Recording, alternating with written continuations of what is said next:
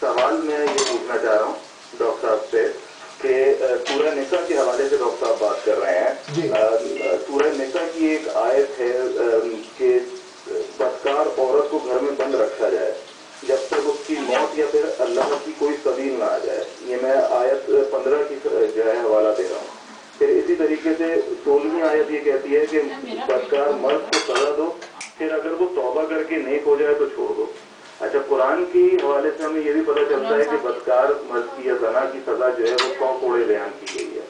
اور حدیث کی روح سے ہمیں پتہ چلتا ہے کہ شادی شدہ مرد کو جو ہے کچھ سچویشن کے اندر سنسار کیا گیا اور کوڑوں کی سزا نہیں دی گئی. تو اصل حکم کیا ہے؟ ان تینوں کو ہم کس ترتیب میں دیکھیں کہ زنا کی جو سزا ہے وہ واضح ہو کر ابھر کے سامنے آ جائے. چلے عظیم صاحب، بہت شکریہ، آپ نے سوال کیا. یقیناً ہم کوشش کریں گے. پروگرام نے کل بھی کہا تھا کہ رمضان کے بعد ٹائمنگ بڑھے گی. پروفیسر صاحب ادھر ہی ہیں یو کے میں، انشاءاللہ ان کے جو ان کے پاس علم ہے، کوشش کریں گے کہ جو علمی کمی کو پورا کرنے کے لیے سوالات آپ کے سامنے رکھیں. جی پروفیسر صاحب. جی، 3 باتیں ہیں جو میں بیان کرنا چاہتا ہوں. غالباً 3 ہی ان کے سوالات ہیں.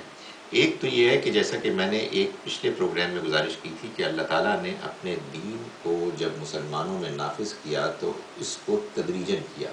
پہلے کچھ حالات تھے، ان کو ملحوظ رکھتے ہوئے، لوگوں کی ضروریات، ان کی کمزوریوں مجبوریوں کو سامنے رکھتے ہوئے ایک وقتی حکم دیا تاکہ وہ ذہنی طور پر اس کے لیے تیار ہو جائیں، اور پھر آخری حکم دیا.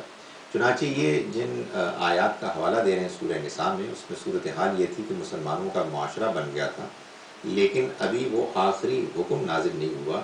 اس دوران میں ظاہر ہے کہ لوگ تھے کہ جو کچھ اخلاقی طور پر کمزور تھے، ان میں خواتین بھی تھیں اور مرد بھی تھے. خواتین کے ساتھ معاملہ یہ تھا کہ ان کا تعلق، جن کا بھی کردار ٹھیک نہیں تھا، غیر مسلموں کے ساتھ بھی تھا، ان کو روکا نہیں جا سکتا تھا جب تک کہ ان کو بند نہ کیا جائے.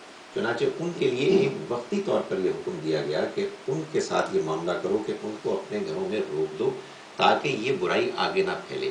اور اس کے بعد جب آخری حکم نازل ہوا تو اس میں یہ بتا دیا گیا کہ مرد زانی ہو یا عورت، دونوں کو 100 کوڑے پڑیں گے، اور یہ 100 کوڑے لوگوں کے سامنے پڑیں گے تاکہ سب لوگ اس سے عبرت حاصل کریں اور آئندہ اس گناہ میں ملوث ہونے سے بچ جائیں.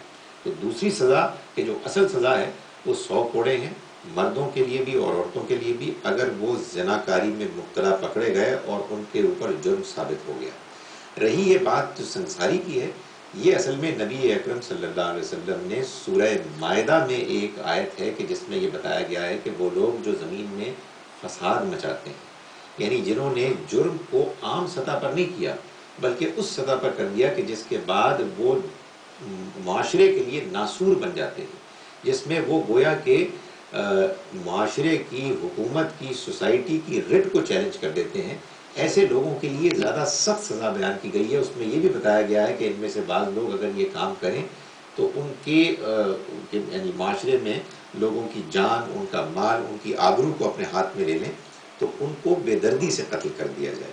چنانچہ این یقتلوا کے جو الفاظ ہیں ان کو نبی صلی اللہ علیہ وسلم نے بعض زنا کے ان کیسز میں کہ جن میں آگے بڑھ کر عام سطح سے آگے بڑھ کر انہوں نے زنا کیا تو ان کے لیے پھر سنسار کی سزا ان الفاظ کے مطابق ان پر نافذ کی گئی.